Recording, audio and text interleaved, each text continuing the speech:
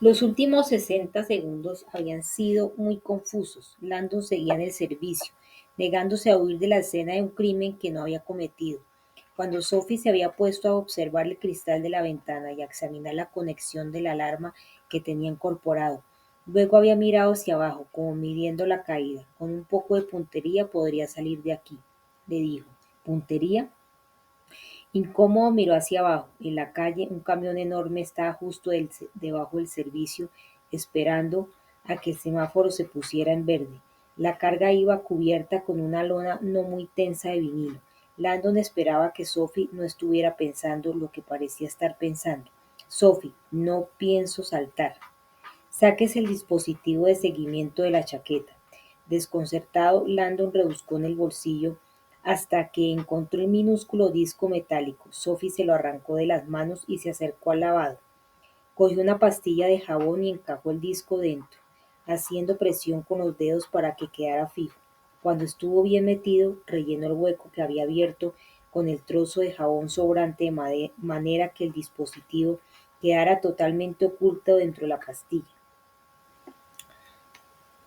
Alargándole el jabón a Landon, Sophie levantó del suelo una pesada papelera metálica que había debajo del lavado, y antes de que Landon pudiera reaccionar, se acercó corriendo a la ventana y rompió con ella el cristal.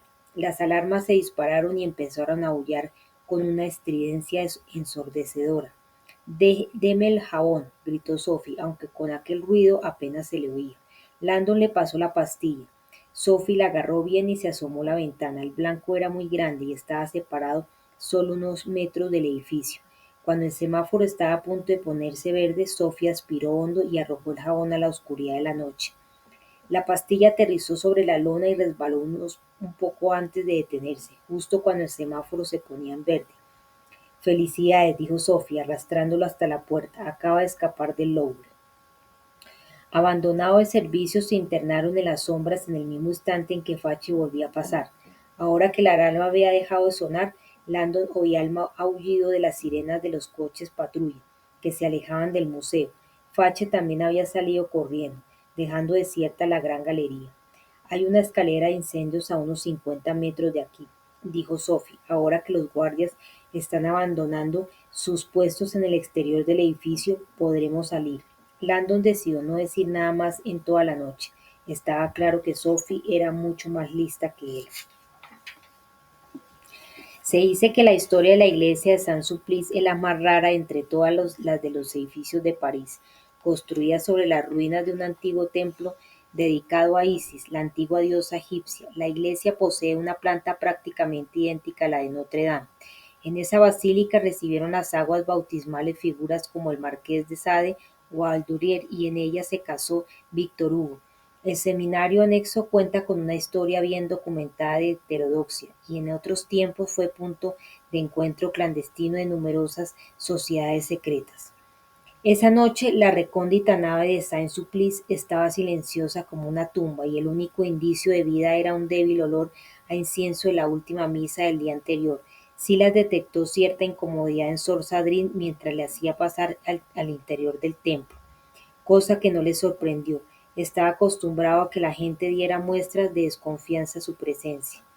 Es usted americano, le dijo. Francés, de nacimiento, puntualizó Silas. Recibí la llamada en España y ahora estudio en Estados Unidos. Sor Sadrina sintió. Era una mujer bajita de ojos serenos. ¿Y nunca ha visto a San Suplice? Me doy cuenta de que eso en sí mismo ya es un pecado. Es más bonita de día. No lo dudo, sin embargo le agradezco que me haya brindado la oportunidad de verla esta noche. Ha sido Laval quien me lo ha pedido. Se nota que tiene amigos influyentes. No lo sabe usted bien, pensó Silas. Mientras seguía por Azor Sodrín por el pasillo central, le sorprendió la austeridad de la iglesia. A diferencia de Notre Dame, con sus frescos policromados, su retablo dorado y sus cálidos revestimientos de madera, Saint-Sulpice era fría y severa, y poseía algo de la desnudez que recordaba las ascéticas catedrales españolas.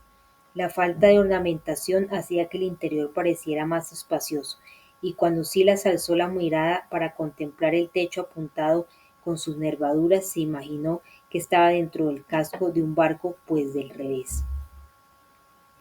Una imagen muy adecuada. pensó, el buque de la hermandad estaba a punto de naufragar definitivamente. Impaciente por ponerse manos a la obra, Silas deseaba que Sor Sadrin lo dejara solo. Era una mujer menuda y habría podido movilizarla sin dificultad, pero había jurado no recurrir a la fuerza a menos que fuera absolutamente imprescindible. Es una mujer del clero y no tiene la culpa de que la hermandad haya escogido su iglesia para ocultar la clave. No debe ser castigada por los pecados de otros.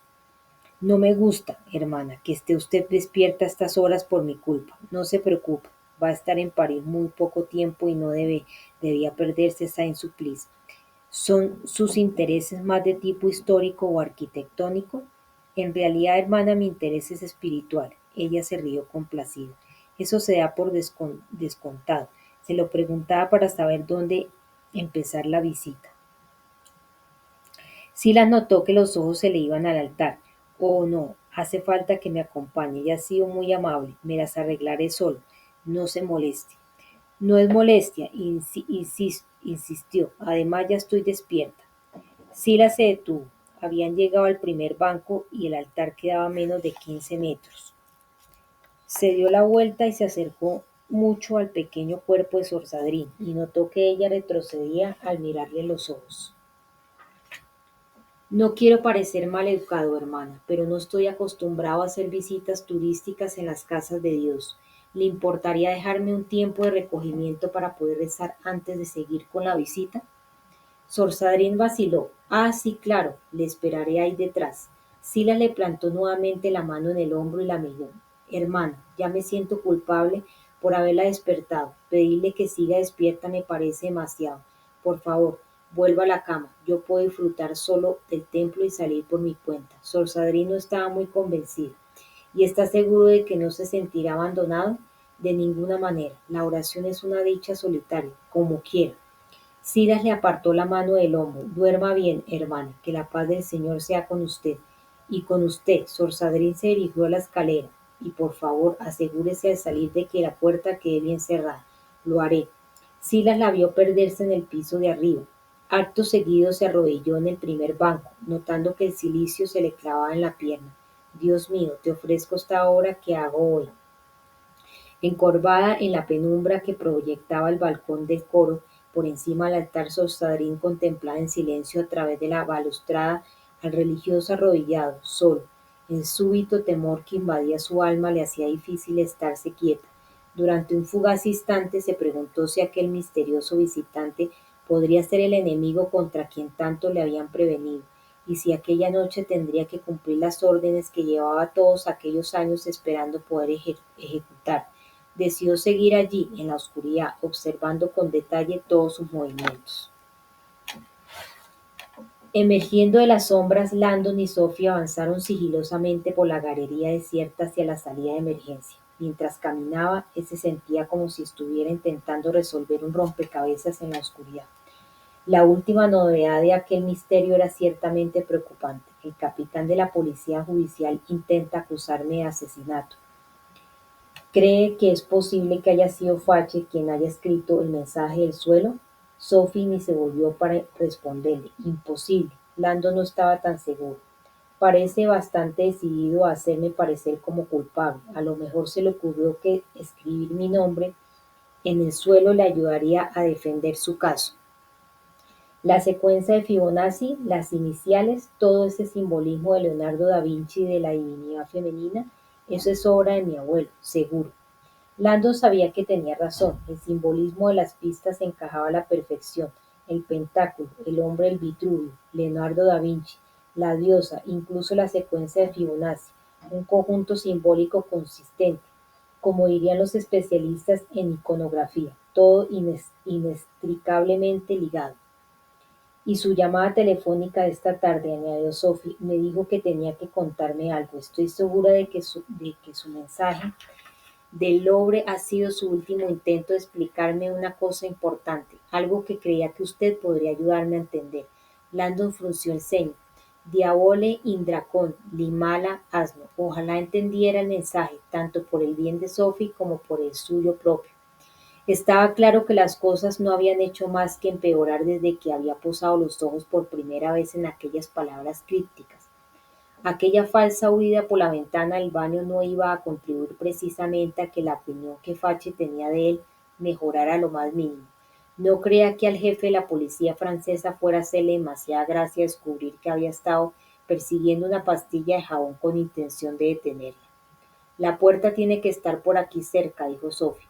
¿Cree que es posible que los números del mensaje de su abuelo escondan la clave para interpretar las otras líneas? Landon había trabajado en una ocasión con unos manuscritos de Bacon que contenían una serie de epígrafes cifrados en los que en determinadas líneas del código eran pistas que permitían resolver otras. Llevo toda la noche pensando en los números, sumas, conscientes, productos, y no veo nada. Matemáticamente están ordenados al azar, un galimatías criptográfico. Pero todos forman parte de la secuencia de Fibonacci. Eso no puede ser coincidencia, no lo es. Recurrir a los números de Fibonacci ha sido otra señal de advertencia que mi abuelo ha querido hacerme llegar, como lo de imitar con su cuerpo la forma de mi obra de arte favorita o lo de dibujarse el pentáculo en la piel. Lo ha hecho todo para llamar mi atención. ¿Lo del pentáculo también tiene algún significado para usted? Sí, no he tenido ocasión de comentárselo, pero el pentáculo era un símbolo especial entre mi abuelo y yo cuando era pequeña. A veces, para divertirnos, nos echábamos las cartas del tarot, y a mí la carta indicativa siempre me salía el palo de los pentáculos. Estoy segura de que tenía la baraja trucada, pero los pentáculos se convirtieron en nuestra broma privada.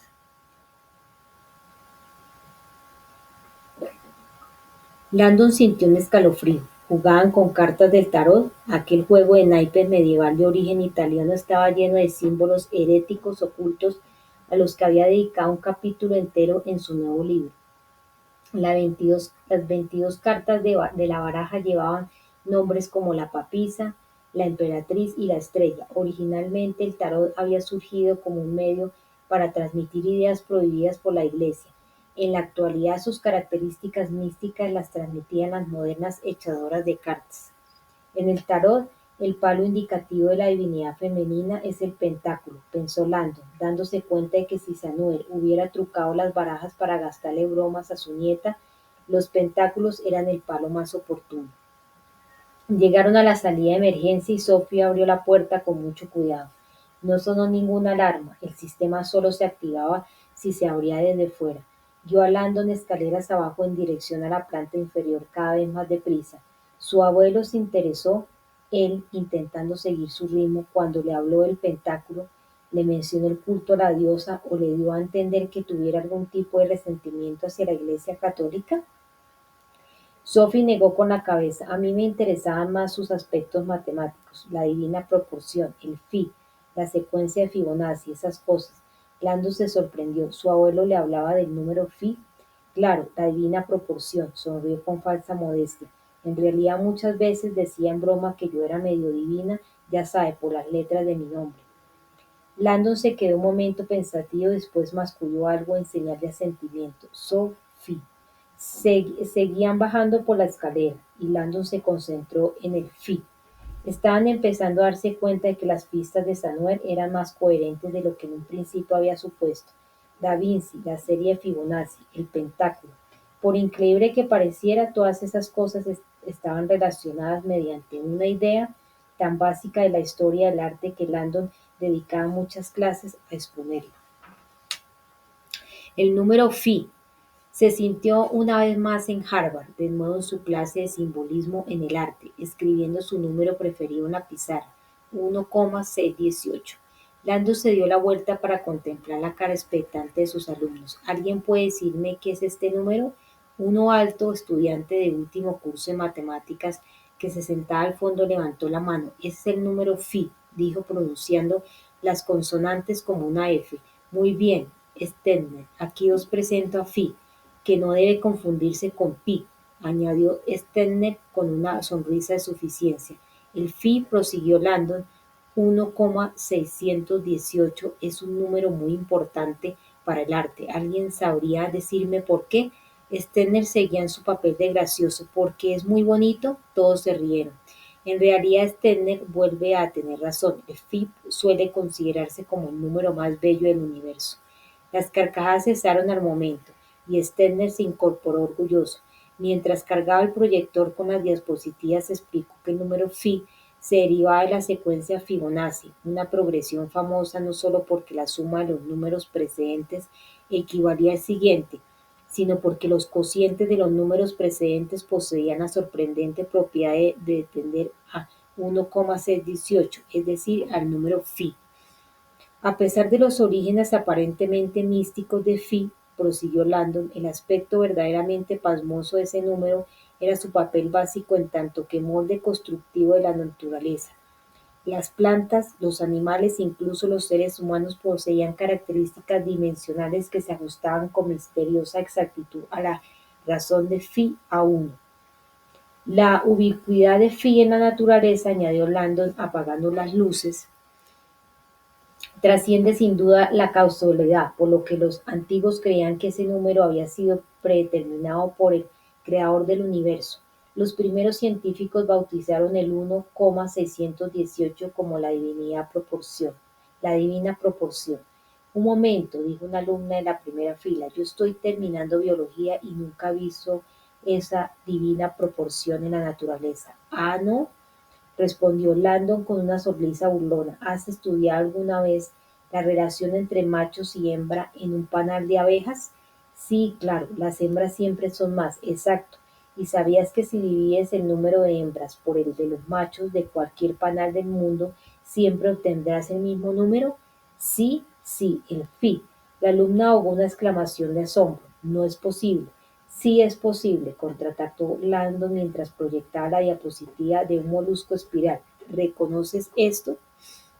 Es un náutilo, dijo la alumna de biología, un molusco cefalópodo que se inyecta gas en su caparazón compartimentado para equilibrar su flotación. Correcto. ¿Y sabrías decirme cuál es la razón entre el diámetro de cada tramo de su espiral con el siguiente? La joven miró indecisa los arcos concéntricos de aquel caparazón. Landon asintió. El número phi, la divina proporción, 1,618. La alumna parecía maravillada. Landon proyectó la siguiente diapositiva, el primer plano de un girasol lleno de semillas. Las pipas de girasol crecen en espiral opuestos. ¿Alguien sabría decirme cuál es la razón entre el diámetro de cada rotación y el siguiente? Phi, dijeron todos al unísono. Correcto. Landon empezó a pasar muy deprisa el resto de imágenes. Piñas, piñoneras, distribuciones de hojas en ramas, segmentaciones de insectos, ejemplos todos que se ajustaban con sorprendente fidelidad a la divina proporción. Esto es insólito, exclamó un alumno. Sí, dijo otro, pero ¿qué tiene que ver esto con el arte? Ajá, intervino Landon. Me alegro de que alguien lo pregunte.